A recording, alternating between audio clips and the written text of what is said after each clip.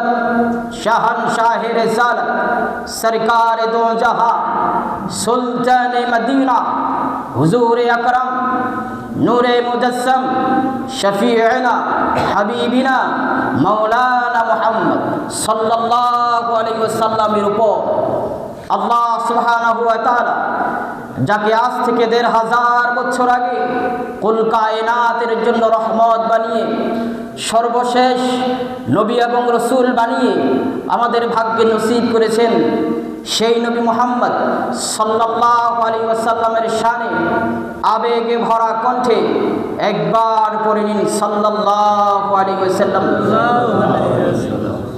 সম্মানিত হাজিরিন, আমরা মুসলমান হওয়ার কারণেই তো জুমার নামাজে এসেছি, ঠিকই না?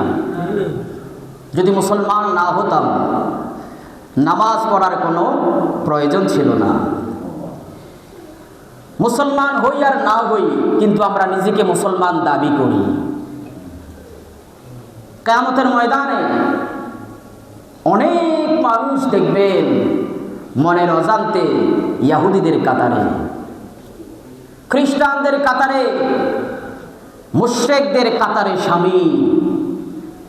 তখন চিন্তায় পড়ে যাবে, আয় আল্লাহ তাআলা, দুনিয়াতে মুসলমান ছিলাম, নাম আমার রাখা হয়েছে আব্দুর রহমান, নাম রাখা হয়েছিল আব্দুর রহিম, নাম রাখা হয়েছিল আব্দুল্লাহ, সবাই আমাকে বলতো আব্দুল্লাহ বলে।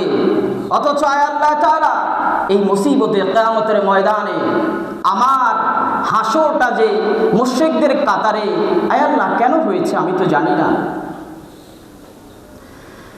আল্লাহ রাব্বুল আলামিন তখন